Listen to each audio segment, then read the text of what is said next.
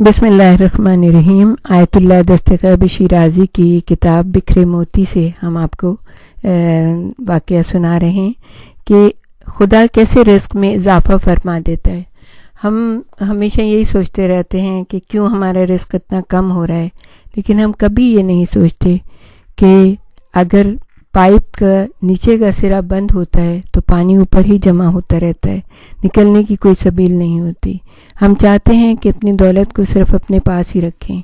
ہمارے پاس رزق کی کتنی فراوانی ہوتی ہے، ہمارے فریج بھرے ہوئے ہوتے ہیں، یعنی کہ دروازہ کھولیں گے تو آدھا کچھ نکل کے باہر گر جاتا ہے، لیکن پھر بھی ہم یہ نہیں کرتے کہ اپنے جیسے دوسرے بندوں کو اپنے رزق میں شامل کر لیں۔ اس میں آیت اللہ دستغیب شیرازی نے بہت ہی خوبصورت طریقے سے بتایا ہے کہ جب انسان اپنے رزق میں کسی کو شامل کر دیتا ہے تو پروردگار عالم کتنا زیادہ اس کو نوازتا ہے، اور قرآن حکیم میں بھی کتنی بار پروردگار عالم نے کہا کہ 700 گنا تک اور 70 گنا کتنا زیادہ اضافہ کرتا ہے۔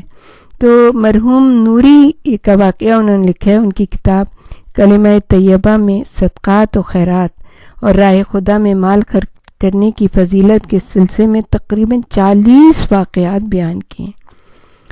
ان میں ایک واقعہ جلیل القدر عالم دین اخوند ملا فتح علی کا بیان کیا ہے، جسے انہوں نے اپنے قابل اعتماد رشتہ دار سے سنا۔ بیان کرنے والے نے اخوند کو بتایا، قحط کے زمانے میں نے اپنی زمین پر جو بوئے تھے۔ خوش قسمتی سے دوسرے کسانوں کے مقابلے میں میری زمین پر جو کی بالیاں لہلہانے لگیں اور اس کے دانے جلدی پک گئے۔ اس زمانے میں ہر طبقے کے لوگ سختی اور بھوک کا شکار تھے۔ یہ صورتحال دیکھ کر میرا دل بھرایا اور میں نے اپنی کاشت کی ہوئی فصل سے فائدہ نہ اٹھانے کا فیصلہ کر لیا۔ چنانچہ میں نے مسجد میں آ کر بلند آواز سے اعلان کر دیا، میں نے فلاں حصے کی زمین پر کاشت کی ہوئی فصل چھوڑ دی ہے، اور اب اس فصل سے کوئی بھی ضرورت مند اپنی اور اپنے اہل و عیال کی ضرورت کے مطابق اس وقت تک لے جا سکتا ہے جب تک کہ یہ ختم نہ ہو جائے۔ یہ اعلان سن کر ضرورت مندوں نے اس زمین کا رخ کیا اور روزانہ اپنی ضرورت کے مطابق جو لے کر جانے لگے۔ مجھے اپنی زمین کے اس ٹکڑے کی بابت کچھ بھی معلوم نہیں تھا، کیونکہ میں نے اسے ضرورت مندوں کے لیے چھوڑ دیا تھا، اور اب مجھے اس سے کوئی امید نہیں تھی۔ لوگ میری زراعت سے فائدہ اٹھا رہے تھے اور اس طرح ان کی مشکلات دور ہو رہی تھیں۔ جب میں اپنی دوسری فصلوں کی کٹائی سے فارغ ہو گیا تو میں نے اپنی اس زمین کی جانب رخ کیا جس کی بابت اعلان کر چکا تھا۔ میرا اس زمین پر جانے کا مقصد یہ تھا کہ وہاں کی بچی کچی فصل کو کاٹوں اور جو کے جو کچھ خوشے باقی رہ گئے انہیں حاصل کر لوں۔ یہ سوچ کر میں مزدوروں کو لے کر اس زمین پر پہنچا۔ ان مزدوروں نے وہاں کی فصل کاٹ کر جب جو صاف کیے تو اس زمین سے دوسری زمینوں کے مقابلے میں دگنے جو حاصل ہوئے، اور ضرورت مندوں نے زمین کے اس ٹکڑے سے جو کچھ لیا تھا اس کا کوئی اثر فصل پر ظاہر نہیں ہوا، حالانکہ میری زمین کے اس حصے پر ایک بالی بھی باقی نہیں ہونا چاہیے تھی۔ اس سے بھی زیادہ حیرت انگیز بات یہ تھی کہ میری زمین کا وہ ٹکڑا خزاں کے بعد یوں ہی پڑا رہا اور اس پر نہ تو ہل چلایا نہ ہی بیج بوئے، لیکن پھر بھی جب برف پگھلی اور موسم بہار کا آغاز ہوا تو میری زمین کا یہ ٹکڑا دوسری تمام زراعتوں سے زیادہ سرسبز و شاداب تھا۔ مجھے یہ دیکھ کر بہت حیرت ہوئی اور میں یہ سوچنے لگا کہیں مجھے دھوکہ تو نہیں ہو رہا اور زمین کا یہ ٹکڑا کسی اور کا تو نہیں ہے۔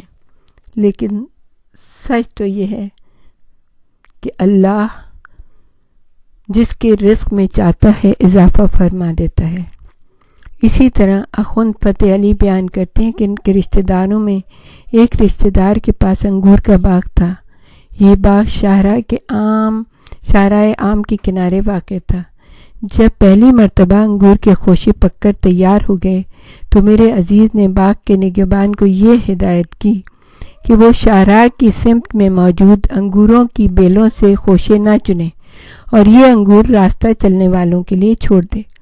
چنانچہ باغ کے اس حصے سے انگور کے خوشے نہیں چنے گئے اور ہر گزرنے والا انہیں کھاتا اور ساتھ میں لے جاتا تھا۔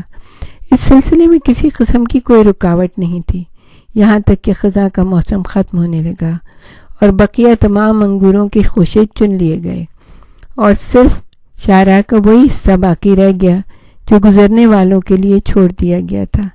اب اس خیال سے کہ شاید کچھ انگور پتوں میں رہ گئے ہوں گے، اس جگہ انگور چننے کے لیے گئے تو معلوم ہوا کہ یہاں دوسرے حصوں کے مقابلے میں کئی گنا زیادہ انگور موجود ہیں، حالانکہ وہاں سے سبھی گزرنے والے انگور کھاتے بھی تھے اور لے بھی جاتے تھے، لیکن پھر بھی کوئی کمی واقع نہیں ہوئی، بلکہ کئی گنا اضافہ ہو گیا۔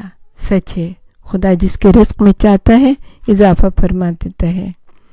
مرحوم یہ واقعہ بھی بیان کرتے ہیں کہ وہ ہر سال گندم کی صفائی کر کے گھر لانے سے پہلے اس کی زکوٰۃ ادا کر دیا کرتے تھے، کیونکہ ان کے خیال میں زکوٰۃ کے سلسلے میں تاخیر کرنا اچھا نہیں ہے۔ ایک سال انہوں نے بالیوں سے گندم نکال کر انہیں فقراء اور مستحقین کے حوالے کیا اور باقی بالیاں گھر لے آئے۔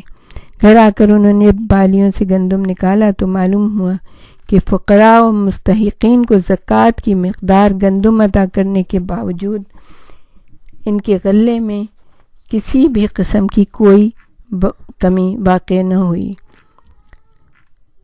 ایک سال انہوں نے اپنے خرمن سے گندم کی تمام بالیوں کو صاف کر کر کے تولا اور وہیں اس کی زکوٰۃ ادا کر دی۔ پھر ان کا یہ غلہ 1 مہینے تک اسی خرمن میں پڑا رہا، وہاں سے جانور اور چوہے کھاتے رہے، لیکن اس کے باوجود جب انہوں نے تولا تو یہ اتنا ہی تھا جتنا شروع میں زکوٰۃ ادا کرنے سے پہلے تھا، اور اس کی مقدار میں کوئی کمی واقع نہ ہوئی۔